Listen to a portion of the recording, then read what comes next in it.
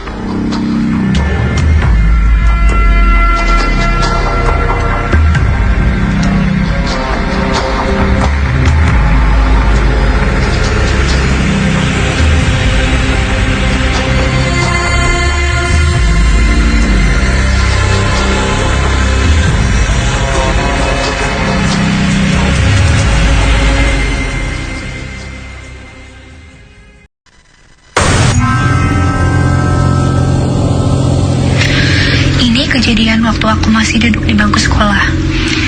Kejadiannya kurang lebih 3 tahun yang lalu. Aku sekolah di salah satu SMK yang ada di Bandung. Waktu itu aku sama teman-teman ngewakilin sekolah buat ikut perlombaan paduan suara antar provinsi. Jadi setiap harinya habis pulang sekolah pasti kita latihan sampai malam. Awalnya sih biasa aja. Hari ketiga kita latihan gak ada gangguan apapun. Sampai waktu hari keempat latihan, tepatnya malam Jumat, aku ngalamin kejadian yang sampai saat ini gak bisa aku lupain. Ceritanya, waktu itu pas lagi latihan di ruang kesenian, aku kebelet dan izin ke toilet buat buang air kecil. Nah, ruang kesenian tuh ada di lantai 2. Dan waktu itu toilet yang dibuka cuma ada di lantai 1, karena kalau malam toilet yang atas udah dikunci. Mau gak mau, aku pun harus pakai toilet yang di lantai 1. Sebenarnya aku udah minta antar sama teman-teman, tapi gak ada yang mau ngantar karena lagi pada fokus latihan. Singkat cerita, aku pun akhirnya udah di toilet bawah. Di toilet waktu itu emang sepi banget, gak ada siapa-siapa. Sampai waktu aku udah beres buang air kecil dan mau balik lagi ke atas, tiba-tiba aja lampu toilet mati. Refleks aku pun langsung teriak minta tolong, tapi gak ada yang dengar waktu itu. Sampai gak butuh waktu lama, lampu toilet tiba-tiba nyala lagi. Dan waktu lampunya nyala lagi, aku kaget banget waktu tiba-tiba aja aku lihat dari arah cermin toilet ada sosok cewek rambut panjang kayak kuntilanak lagi berdiri di belakang aku. Ngeliat itu aku langsung pingsan dan gak ingat apa-apa lagi.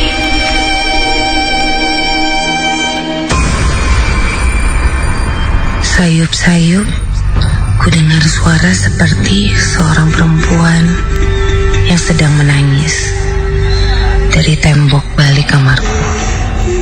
Dan jelas sekali, ku ingat saat itu, aku hanya sendirian di rumah.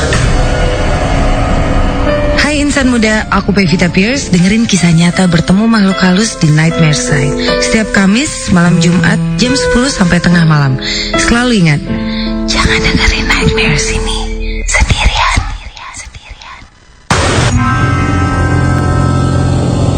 Malam ini gue mau sedikit cerita tentang pengalaman serem yang pernah gue alami kira-kira sekitar 2 tahun yang lalu. Jadi waktu itu, karena gue lagi sibuk-sibuknya jadi panitia di kampus, akhirnya dengan kepaksa gue harus pulang malam tuh. Kira-kira jam 9:30 malam lah gue baru bisa pulang tuh dari kampus. Oh iya, kampus gue itu ada di daerah Setiabudi atas.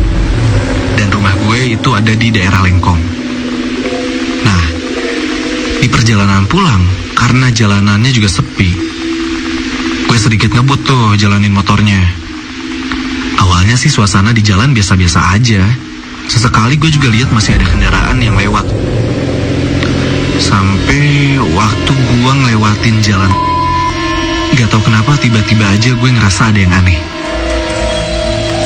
Jalanan di sana tuh tiba-tiba sepi banget. Terus lampu penerangan waktu itu juga minim banget. Sampai samar dari arah belakang tuh kayak denger ada suara orang yang manggil gitu. Refleks gue pun langsung sedikit nengokin kepala dong buat lihat ke belakang. Tapi gak ada siapa-siapa. Ngeliat dan ngerasain hal itu, gue pun langsung tancap gas dan sebenarnya agak sedikit panik sih. Sampai gue waktu lagi panik-paniknya, tiba-tiba aja kayak ada yang pegang pundak gue dari belakang. Refleks gue pun langsung lihat spion tuh. Dan pas gue lihat, ada bayangan putih gitu kayak lagi duduk di belakang.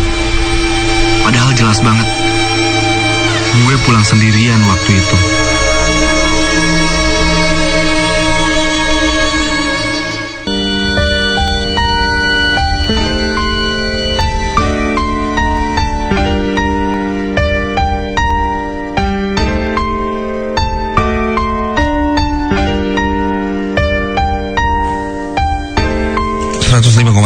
FM Mardan Radio anak muda nomor 1 di Bandung Insa Muda.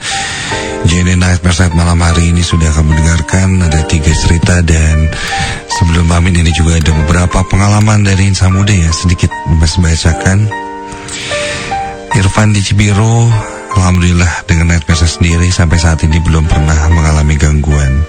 Tapi entah kenapa sejak pertama kali baca novel Nightmare 1 dan 2 pas zaman saya masih SD gitu, sampai sekarang itu suka sama horor-horor. Padahal saya orang yang cukup penakut katanya. Raffi ketika dengar cerita ketiga tiba-tiba lampu kamar itu mendadak mati, nggak tahu kenapa katanya. Wow. Selamat malam Jenny Nightmare Side, baru saja cerita kedua ada yang jatuh pas di atas kepala. Kira-kira apa ya? Jadi merinding juga katanya. Waduh. Intinya dari hari ini pengalaman-pengalaman dari Insa Muda yang lagi dengerin juga terasa ya, bahwa malam Jumat ini ada sesuatu yang berbeda. Terima kasih banyak Insa Muda yang sudah hadir di Room 159 Ardan Radio. Dan terima kasih juga untuk Insa Muda yang selalu setia untuk dengerin JNE Night Mersaid. Dan pasti terima kasih untuk JNE yang selalu menemani malam Jumatnya. Sampai ketemu lagi di JNE Night Mersaid minggu depan. Di Mesta pamit, assalamualaikum warahmatullahi wabarakatuh. Dan selalu ingat, jangan pernah dengerin JNE Night Mersaid ini